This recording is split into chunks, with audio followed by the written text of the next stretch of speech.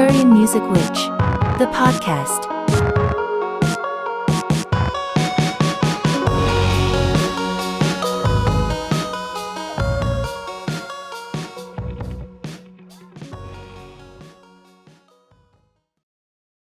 Can you hear me? Yes, I can hear you now. Much All better. right. Can you see me? I can see you. Yes. All right. Good, good. All right. Yeah, sorry I about don't that. know Must what have been my happened. link. I don't know what happened. All this technology and none of it works. None of it works. That's right. I know. Yeah, that's why my hair turned gray. Oh no, I mine's going spent too. decades fighting with computers and machines trying to get them to do what I want them to do. Mm. Well, I wonder. Anyway, Yeah. Well, huh? thank you first of all for joining me today. That would. Oh, thank you for having me. I'm I'm very honored. excited to talk to you. And I wonder, that's maybe skipping ahead, but I'm curious about your compositions and if you kind of incorporate technology into them and what that looks like as well. But Oh, yeah. maybe let's start though with because this is kind of a podcast about spirituality and music and also politics and all of that. So I wonder if you could speak to how your spirituality as a practicing Muslim influences your approach to your music and your musical world. Well, I should probably preface that by saying that technically there's little to no music used in the ceremonies and rituals of Islam beyond the call to prayer, chanting the Quran. There's a science behind that. Different schools of thought. It's called Tajweed, and they, apart from some Sufi orders, they don't use musical instruments. So music actually occupies a secular place in that life. But when one walks a spiritual path, it's going to affect everything in one's life, and it's going to inspire everything. And one of the things that I learned, because I started studying music when I was 10 years old, and I'm at the time of this recording, I'm 62. And so I learned a lot about music, and one of the things that I try to be aware of is how music affects the people who are listening to it. And it's a responsibility that I take quite seriously. So I try to draw my inspiration from regular life, but also from what I guess you could call my own spiritual experiences and perspectives, and channel that through my music and share that with my listeners. Of course. And you said you call yourself a renegade Sufi. So does that mean you are a Sufi? And is that you mentioned that's maybe there's more music involved in that subset of practice? Well, there's a practice among Sufis called sama, which means to listen, to hear. And some people use music in a kind of a ceremonial way.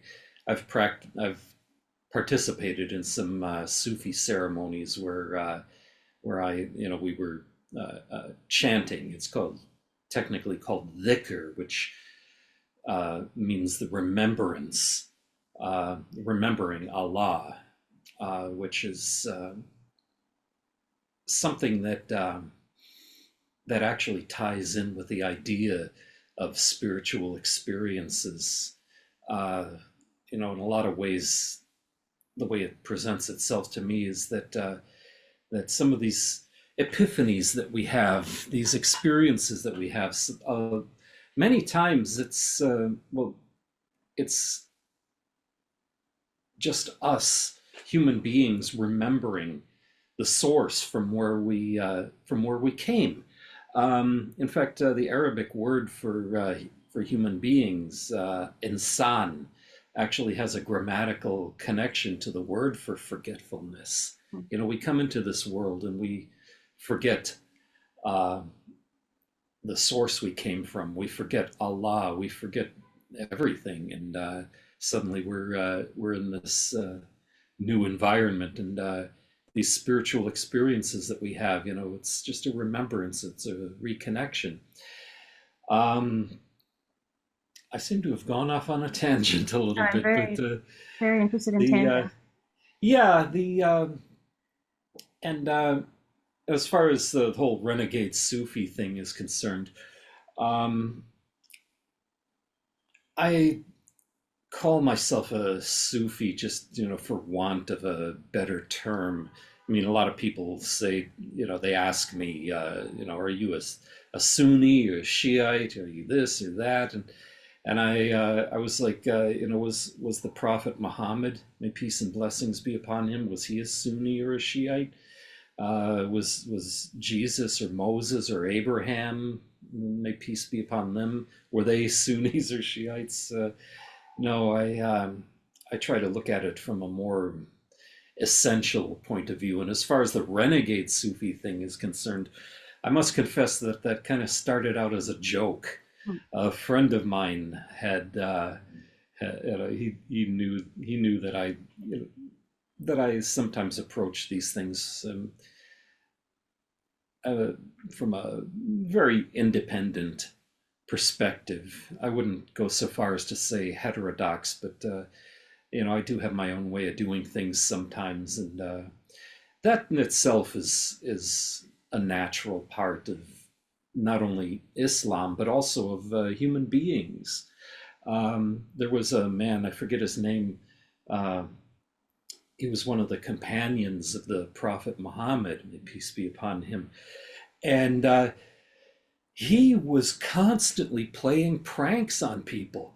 I mean, the fun never stopped with this guy. I mean, the biographies of the companions of the prophet, they were just, there was a lot of times when he was just pulling the most outrageous pranks on people, and joking all the time. And the prophet, sallallahu alaihi wasallam, the prophet, he thought it was funny. So, you know, we all have our things. And Renegade Sufi, that was a nickname that a friend of mine started calling me. He said, "Yeah, you're the Renegade Sufi." And I said, "Okay, I'm stealing that."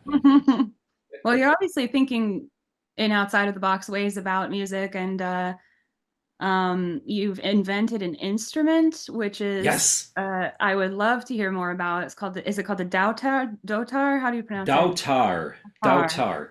Okay. Yeah, you see, I guitar was my first instrument.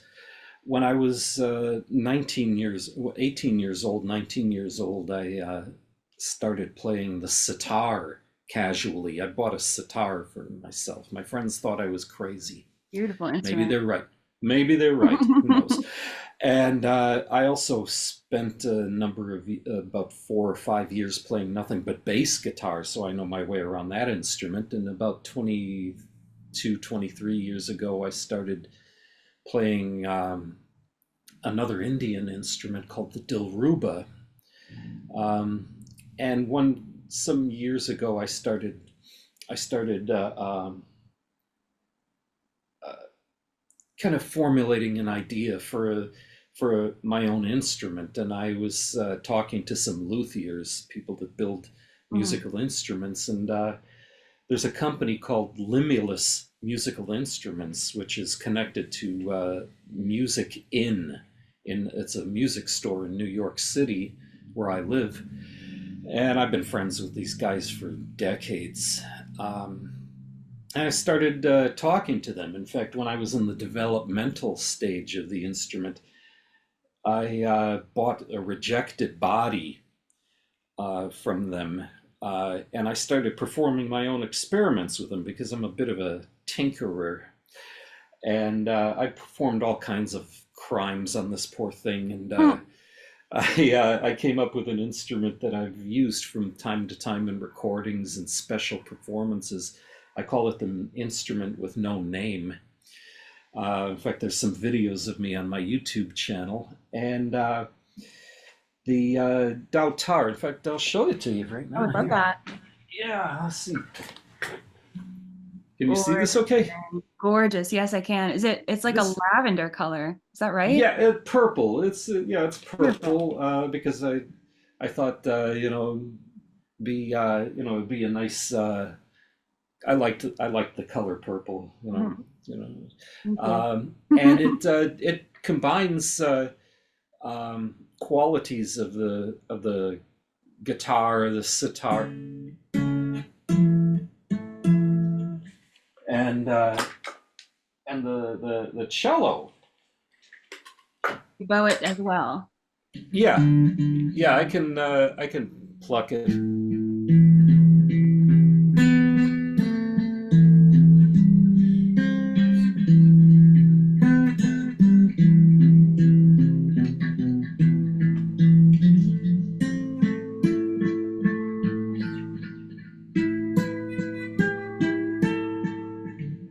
And what do I do with my bow? Oh, there it is. Let's see. Bear with me a second. And I hear a little bit of reverb on there too. Is that it's hooked up to a pedal of some kind? Oh yeah. I've got a lot of pedals. I also have a interest in electronic music, because I like it. I mean, a lot of my early musical heroes were, a lot of them were strictly acoustic, like Ravi Shankar or Andreas Segovia, but some of them were, very heavily into the electronics, like Jimi Hendrix or Vangelis or Kitaro and.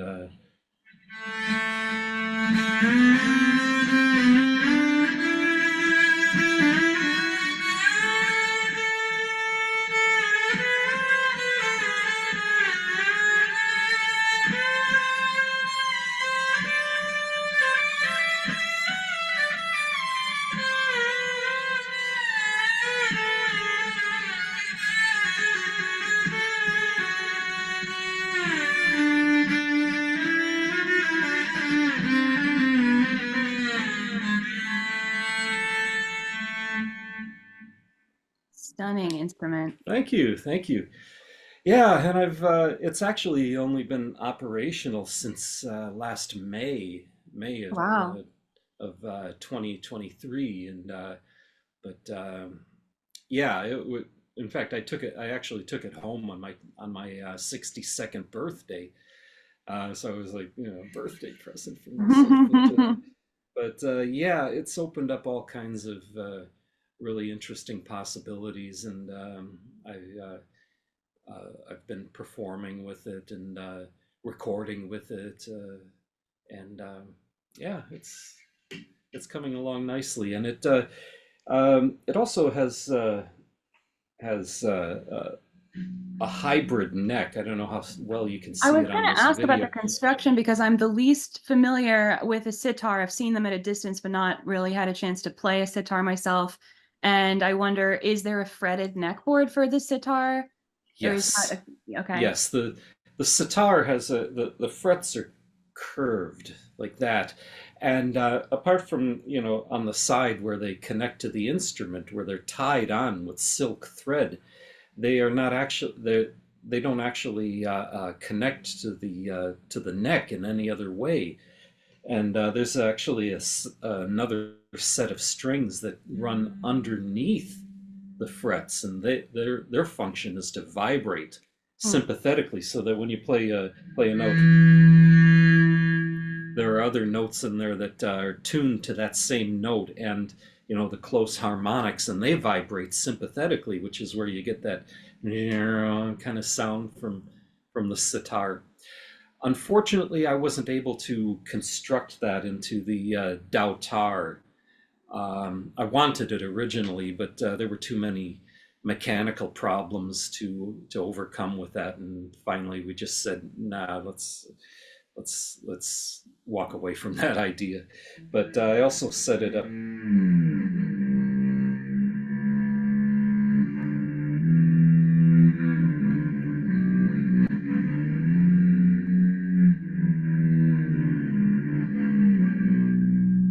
So that I could get very low notes, and also that I could produce microtones if I wanted, you know, because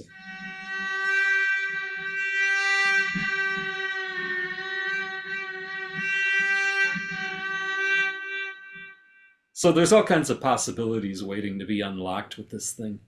That's amazing. It's such an amazing instrument.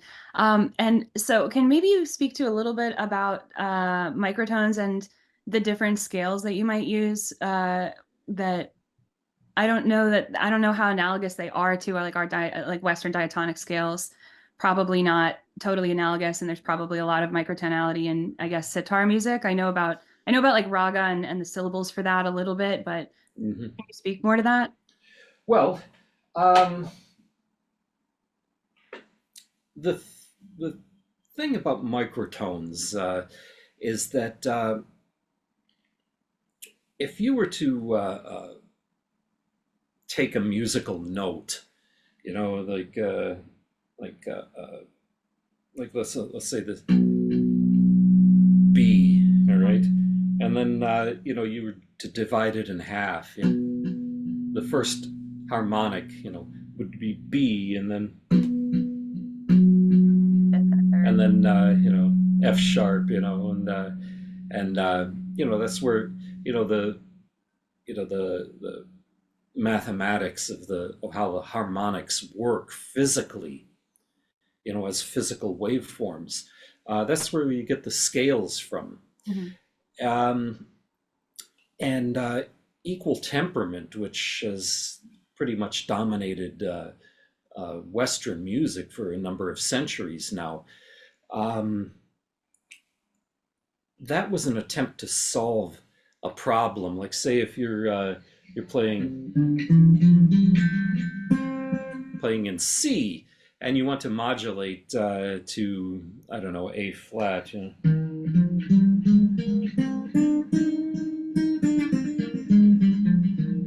You would have to actually adjust it so that the notes would be you know, mathematically equal in their space between each other. But this does not happen in nature. So you know, microtonality on the one hand, in the more traditional forms of music like Indian raga, Persian and Arabic maqam, Turkish music, and a lot of other places, they veer more towards that natural tuning. And then there's also other people who would experiment with other forms of microtonality. There's a lot of composers and improvisers who set up scales that are based on a tuning that has like maybe 19 notes per octave, 22 notes per octave. I've heard 32 notes per octave, which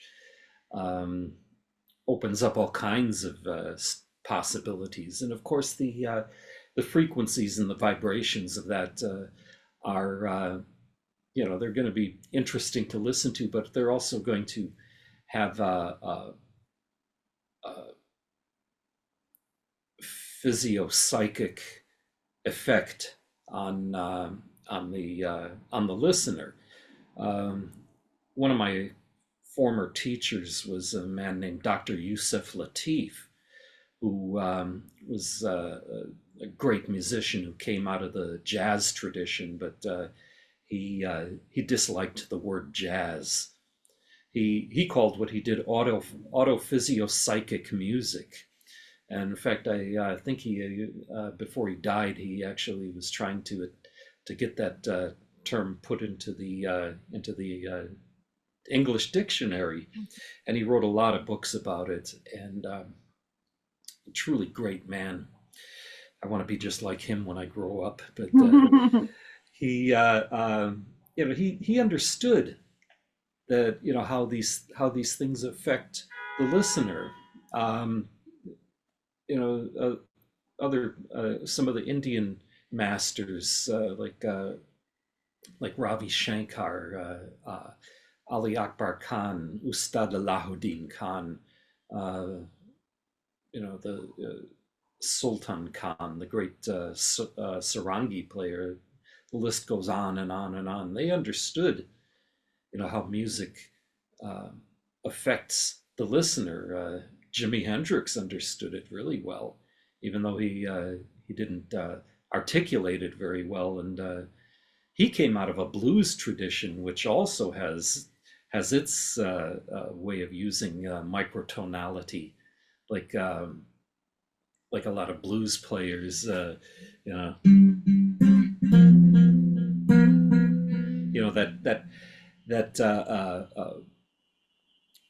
thing where the major third and the minor third Yeah, are that space this. between the minor and the major. Yeah, right. Yeah, and that actually comes from older forms of African and Arabic music, where there was a neutral third, one third that's not minor or major. I mean, the list goes on and on and on, but ultimately these things are just mathematics and finger exercises, but and they're all a means to an end, and ultimately the end is to communicate some aspect of absolute truth to the audience, to the listener. I love that so much. I'm so glad that you brought up this idea about psychoactive properties of sound. And I don't know, maybe use different language sometimes, but one of my kind of core things I think about so much is how, or maybe I think about it in terms of like an energy, but of course it's like a psychological thing going on where it can relax you, it can do so many things to your body, and it can do so many things to a collective of people that experience music together. So like earlier you're bringing up chanting for remembrance, or just, I mean, obviously it can be such a religious experience to just be in a room filled with certain sounds. It can also be such a strong motivating factor politically for people, because it's something that can give people hope, and it can make people feel like they're in a place where they maybe want to move together. And I guess this might be a good segue into your work. That kind of initially really interested me in talking to you was this article that you had written about the music scene in Palestine. And I would be interested to hear more about that, because obviously there's a lot of heavy stuff going on. And I think the music is a really important part to take a look at and see what's happening there for the people and politically, and to raise it up, because it's some really powerful stuff. Aquarian Music Witch, the podcast, is made possible by listeners like you. To support this project, you can contribute directly through our Ko-fi page at ko-fi.com/Aquarian Music Witch, or consider subscribing to our Supercast page. With the AMW Supercast Content Access Pass, you'll gain access to a vault of exclusive content and other cosmic perks starting at just $5 a month. Now, back to the show.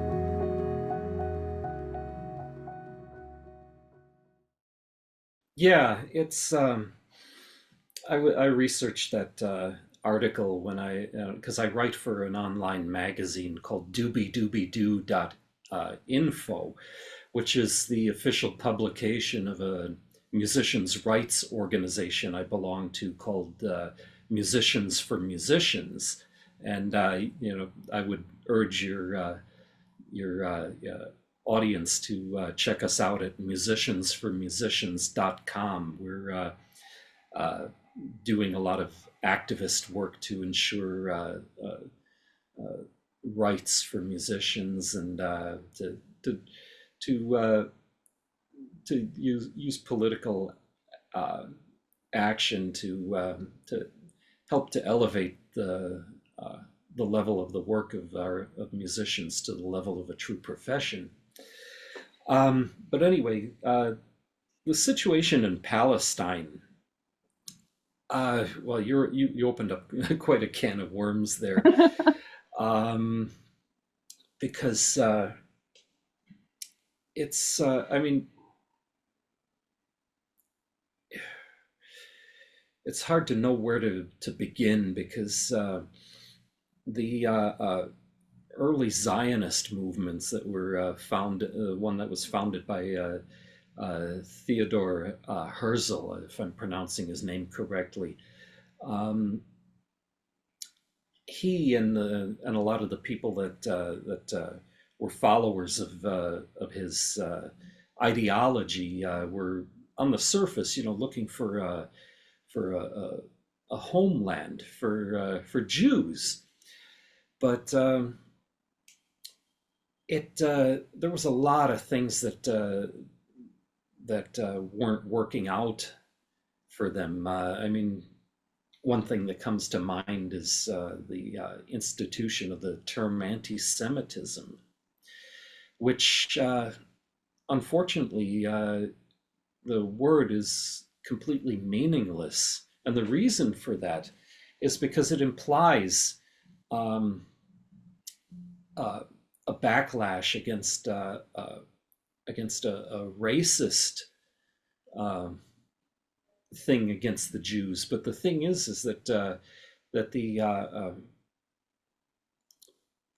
maybe at least 80 to 85%, maybe more, of the Jewish population, or maybe more accurately, the Zionist population of Israel, occupied Palestine, they have no genetic connection to the original 12 tribes of Israel. Britain and the United States had a lot of vested interest in supporting the Zionist movement that founded Israel. They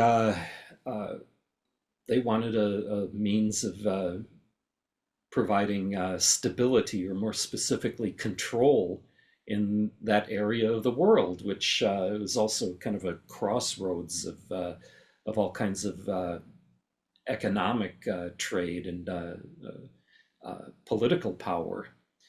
And of course, if you looked at it even deeper, you'd follow them. You'd have to follow the money.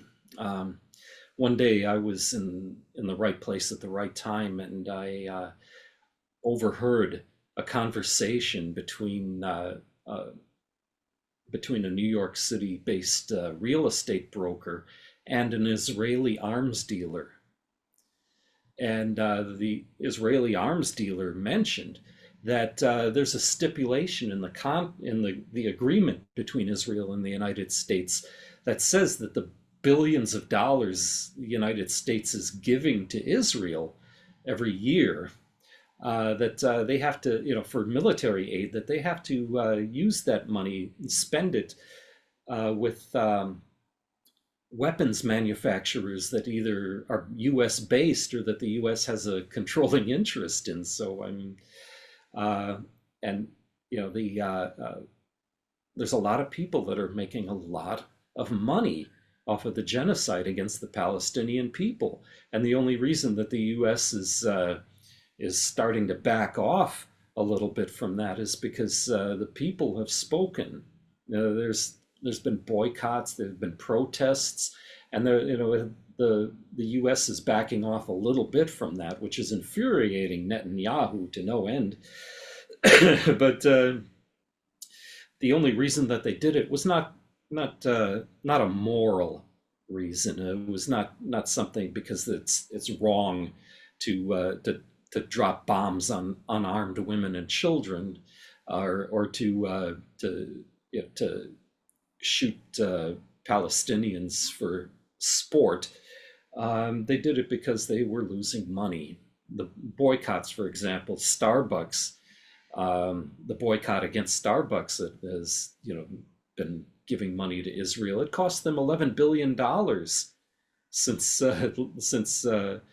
October 7th. But October 7th wasn't the beginning of it. It started in 1948. Mm-hmm. And the list of what had happened and been going is on and on and on. And ultimately it all boils down to a small group of people who are interested in the acquisition and sustaining and increase of political and economic power at the expense of human life and human dignity. You know, one thing that a lot of people are not aware is that a lot of the founders of Zionism, you know, they were atheists, and they hated Jews. You know, there was times when David Ben-Gurion, the first prime minister of Israel, he was on record as saying that he despised Jews. What? You know, where does all that come from? So there's something else going on there, and it's a lot uglier than people might think. And of course, you know, looking at how Palestinians have occasionally handled things. I mean, how would any of us feel if we had our backs against the wall? You know, that for decades, 70 years, 80 years of constant oppression and slaughter, what would that do to anybody? Yeah, well, it would probably radicalize me, is what I can say about it, you know. But and then there's the question of how do people, I mean, and then it becomes a question of, like, I think survival is about identity and peoplehood, like being able to self-define your terms, your identity, and I think the music goes a long way toward that. Obviously, it gives a cultural identity, or it expresses some kind of cultural energy that is preservable and you know, shareable with broader communities, and helps to lift people up and helps people to feel, I think, re-empowered through those communities and those experiences. So I was, you know, are there specific artists that you really respected that of what they're doing that we could maybe highlight and point people to in terms of that? Well, there were the ones that I mentioned in excuse me, in the in the article. In fact, you know, I would recommend you know, going to doobie-doobie-doo dot info and just typing in search, you know, Palestine, and you know, you can look at the links to the music videos there for yourself. And I can link it under the episode. The title of it is "The Music Scene in Palestine." Yes, there's one, and yes, I yes, will link it so people can find that. Yeah, yeah, and it's, you know, it's inevitable, and this that that people would you know, would, like you said, you know, expressing themselves through, you know, different means, music being one of them. And there's something that I learned from watching that, you know, watching that kind of thing, you know, and I learned it a long time ago. Is that artists, scientists, poets, philosophers, musicians, and, you know, people like that, you know, they're the ones who know how to build these bridges, because you know, because we have some kind of a connection to a spiritual awareness, you know, that remembrance that I mentioned earlier. And I always you know, I always see that that sooner or later in those environments, people are going to find a way to unify, and or at least to have some kind of empathy for each other. I've talked to Palestinian people, you know, who are here in the United States, and they told me point blank, you know, we love the Jewish people, we just hate the Israeli government. And of course, you know, it's perfectly understandable, but ultimately it points to one salient and essential truth, that the problems here are completely political, but there are no political solutions to those problems. The solutions are spiritual. The solutions are spiritual. You know, being a Muslim, and if you will permit me, I'll show you a Muslim face for a moment. One of the things that I notice about when I read the Quran, it has a superlative genius for describing human psychology. In fact, before I read the entire Quran, translation of the Quran from cover to cover before I became a Muslim, or before I even spoke to any Muslims. And one of the things that I noticed is that it was describing what was happening in my head and in my heart. And the synchronicity of that, which, you know, was going on in my life at the time, was, you know, was just one after another. I was like, where did this come from? I didn't understand at the time. And Muslims, of course, believe that the Quran was revealed by Allah through the angel Jibril, the same Gabriel that's mentioned in the Bible and the Torah, to the Prophet Muhammad, may peace be upon him. And you know, to this day, there's copies of the Quran that date back to the Prophet's immediate successors, and none of it has changed.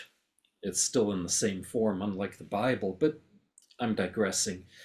The Quran has a way of describing us humans, for who we really are, and, you know, holds up a mirror to us. And sometimes that mirror is, shows an image that's difficult to look at, because it challenges the egocentric ideas and egocentric implications that we create for ourselves to flatter ourselves and justify some of the things that we do in this world that are antithetical to the way that the universe actually works, and the way that we are, our true nature. So, and it also offers solutions, and I've never once seen an instance where those solutions failed.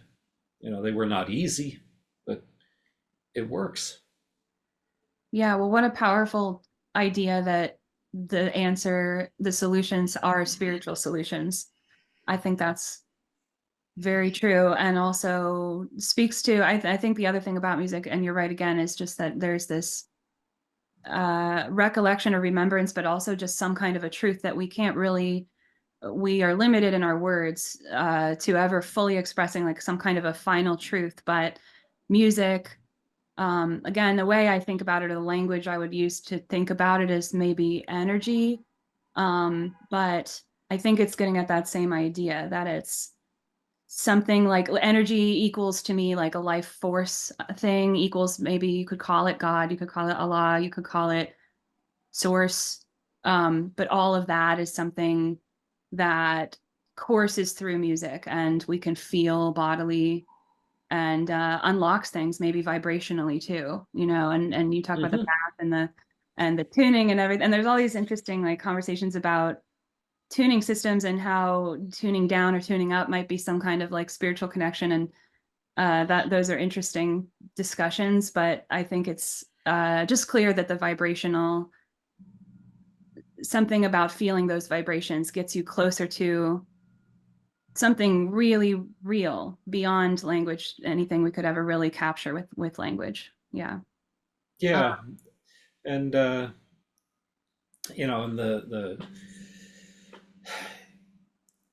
the like I said earlier, it's these things are all a means to an end.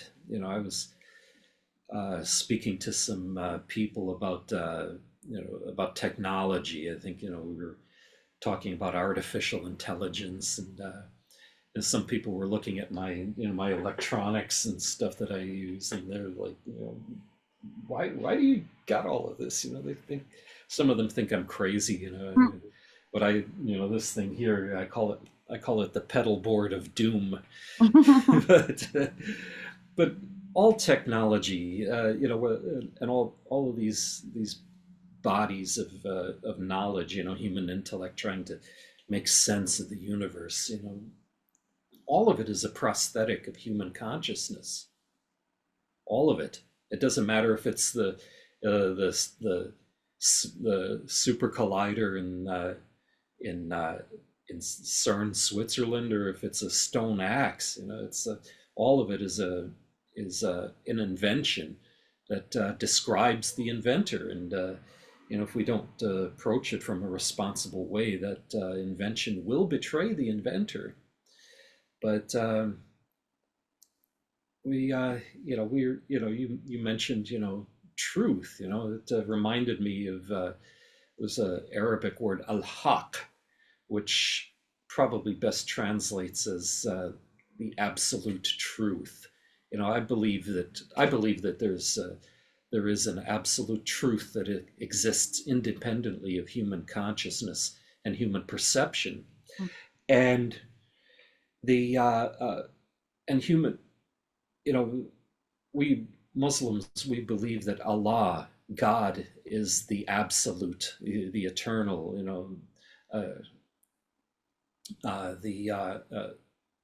The one that's formless, yet is the author and definer of all form. That has no beginning, no end,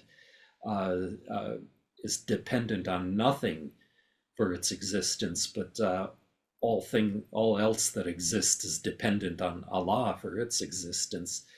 And I had put forth the idea that human beings, that are not completely real, that nothing is completely real, and for the reason is that every single thing in that exists is interconnected with every other thing. There's a contingency of symbiosis there that like here I'm sitting here, I'm in this human body, I'm subject to the laws of gravity, I have to breathe, I have to eat every now and then, and I interact with other things that similarly have their limitations and their definitions, and because of that, because of those limitations and definitions that and our limits in perception, that we oftentimes see things not as the thing itself is, but as we are. Mm-hmm. And all of this combined, taken as a whole, points to the very unflattering, to the ego fact that we are not completely real, and that our attempts to reconnect with that source that we from where we came from, which Muslims call Allah, that this not only puts us in a state of balance and harmony with the rest of the universe and within our own selves, that but also helps us to reconnect to that source. And we are going to go back to that source sooner or later, inevitably anyway. So we have a choice as to how to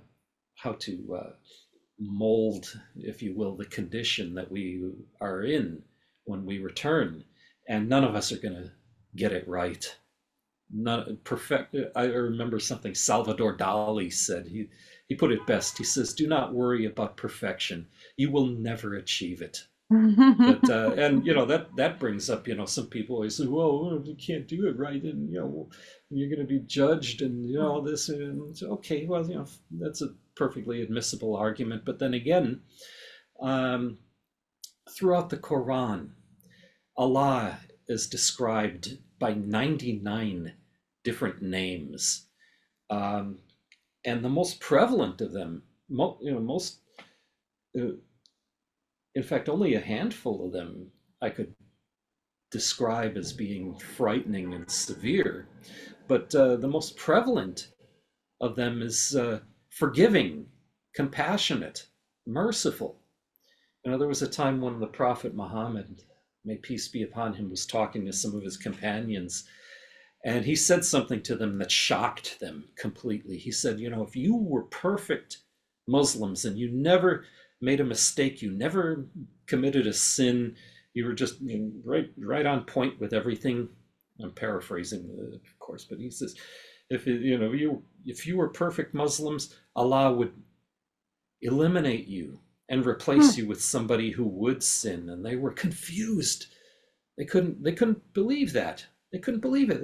They were like, Messenger of Allah, why? Why is that? They were confused. And he says, because Allah loves to forgive. And if Allah has that quality of forgiveness, the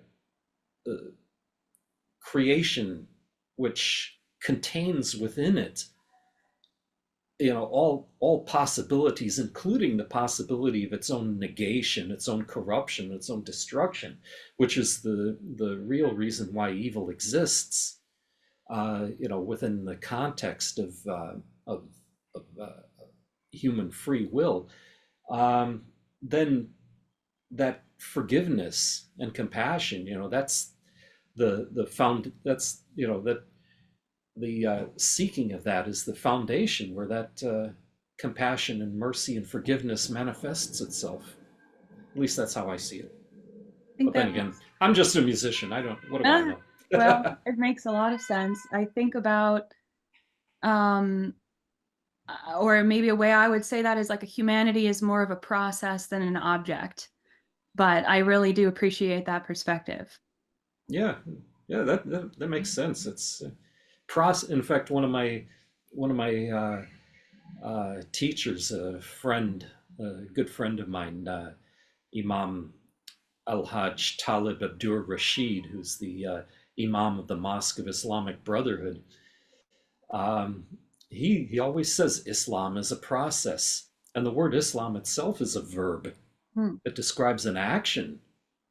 Just like music. There you go. There you go.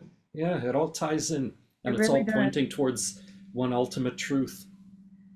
I think so too. Very interesting. I wonder then, maybe just changing the subject a little bit, I wonder if you could speak more to your projects that are going on right now, and also just this aspect of like, how are you incorporating technology into your works, and maybe even AI? That would be interesting to hear about. Are you doing anything with AI in your music? But in general, like what are you interested in right now? I thought you'd never ask. Well, projects that I'm working on right now. I'm working on my next album. I've got, I don't even know how many albums that are available as digital downloads on my Bandcamp page. Just look up God's Unruly Friends on Bandcamp, and you'll see me there. Yeah, and I'm working on a new album, which obviously will incorporate the old Dautar here, and also I use a lot of computer-based things as well. The technology is it's kind of like a palette. It's like painting. A recording is it's like painting.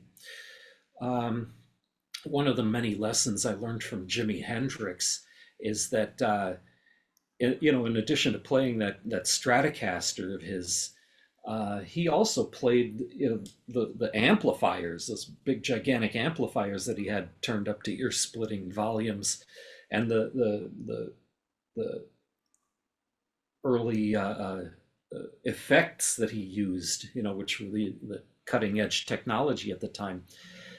He also used the recording studio as a musical instrument. For him it was all one thing, all one instrument. He approached it all as a single instrument with different components, and that's how I try to approach it. I have two pedal boards that I built that are obviously works in progress. I'm probably going to tear those things apart and put them back together again a dozen more times before I die. Uh, and I am a bit of a tinkerer. I work as a radio engineer, and I've worked doing live sound recording engineering. And I built a small recording setup in my home, which is behind me there, obviously computer based. And um, I approach the technology when I look at some device or some computer application where I see, okay, what's possible with this? What can I do with this? Or sometimes I'll, have an idea in my head, and then I'll grab, whatever, I have in my head available to me, and I'll just, work with it, tinker in it, massage it, beat it into submission until it does something close to what I'm hearing in my head. And again, I never get it 100%.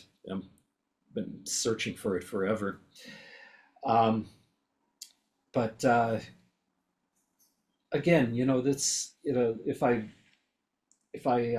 use some device on here, that's, you're taking the sound of the Dautar or whatever instrument that that I have hooked up to it, and you're running it through something, which is it changes it, and it's something analogous to like when you play the C major scale. You're setting up an environment,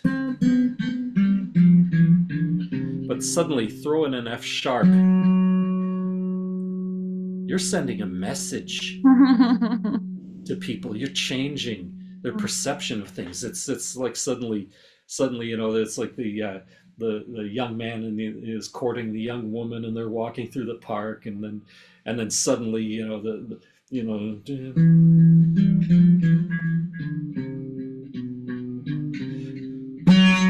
suddenly the villain comes in.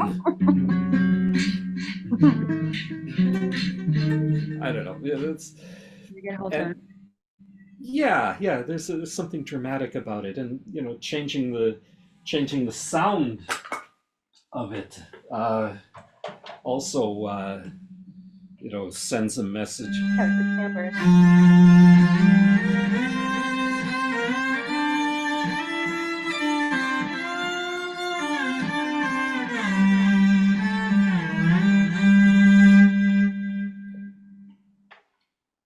I've changed the tone of the instrument, which again, that sends a message. It's like, you're painting, and then suddenly you put a different shade of yellow or this shade of crimson against a black background, or this purple against the it's all like colors and shapes and textures. Anyway, getting back to what I've been talking about with the I've got the album coming out. I don't have a name for it yet, and I'm hoping to release it in September, and possibly do a short tour along with it. I'm writing a book. Okay. It's actually my third book, which is this book is a collection of short stories called Bedtime Stories for Musicians and Other People. And each story is different. Some of them take place in modern times. Some of them take place in the future that are very sci-fi-ish. Some of them take place in ancient times. Some of them are very much children's stories. Some of them are humorous. Some of them are tragic, and some of them might even leave a few unanswered questions, which I would leave to the reader to answer for him or herself. And I have one more story. As of this interview, I have one more story to finish, and then I'm going to go through the route of self-publishing. And hopefully that'll be done. That'll be available around the same time that that my album will be finished. And yeah, those with my music and music related things. Those are the projects that I'm working on. And I have also I'm also trying to up my game with my music videos. Okay. Yeah, you can check those out on my YouTube channel. Again, look up God's Unruly Friends. And I was doing a lot of experiments with AI, generative AI imagery and video with my music videos. And I think that in the foreseeable future, I'm going to try to move in another direction with that. But I found working with AI to be a fascinating process. But the way I approached it is that I would take some image or some video clip, and I would run it through one AI generated thing, and then I would take that and put it into something else and do some more changes with it before. Yes. So that it's not a matter of me just typing in a prompt and saying, okay, make me the video, and it makes the video, and then I'm happy with that. No, I can't do that. An exchange process there, yeah. Exactly. Again, using it as a tool. And I think that AI is an excellent tool, but there's a danger there that I don't know if I'm qualified to speak about the dangers of what they call the singularity. Think about that. Yeah, we've all heard about that, and I think I'll let people better qualified than myself comment on that. But one of the things, some people might get lazy with AI and just allow it to make all their decisions for them, and that is unacceptable. I mean, it can help. It can be a wonderful tool, and with just in the realm of music,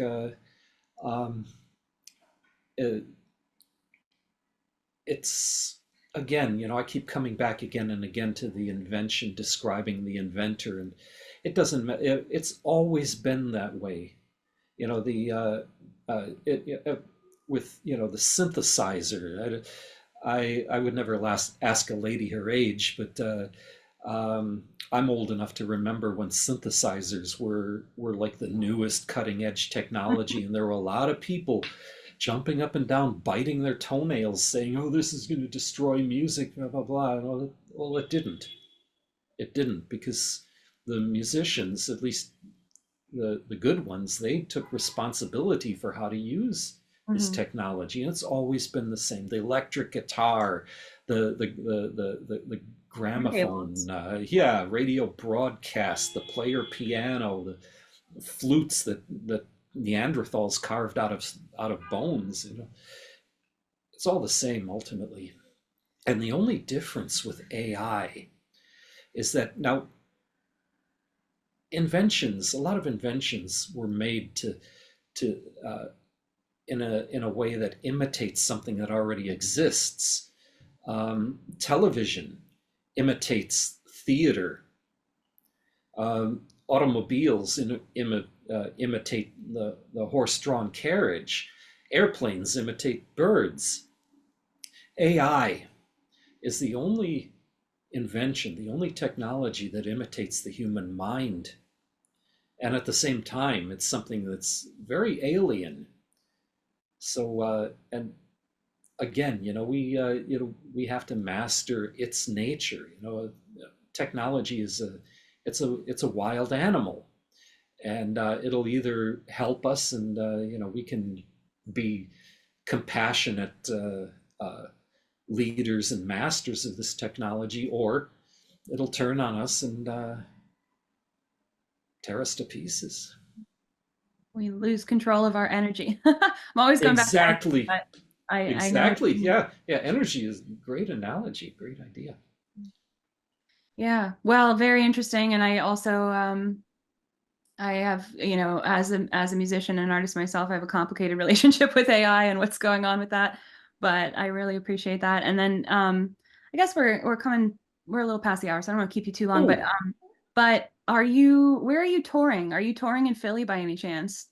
I don't have any dates set, but not yet. But I mentioned that I'd like to tour, together a tour in September of 2014. I'm fasting for Ramadan. I haven't had my morning coffee yet. I'm still half asleep. But 2024 of September. Yeah, I got it right. I and definitely Philly is on my list of places that I'd like to play. So with your permission, I could put you on my newsletter list. I would love that actually, because I was going to say, even if you are just in New York, I'd love to come see you sometime. But if you're in Philly, I would absolutely make the time and would love to hear you perform.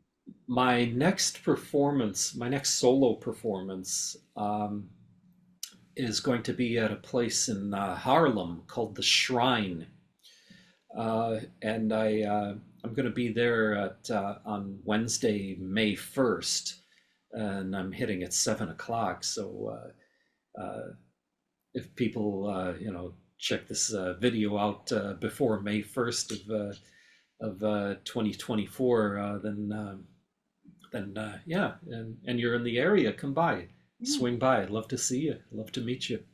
Great. Well, we'll have it out before then, but And you fantastic. can, yeah, and if you're gonna post some links, hit me up on Instagram, God's Unruly Friends, or send me an email at godsunrulyfriends@gmail.com, and I can put you on my newsletter and keep you in the loop. And I'm always doing something. I'm always got something happening. So.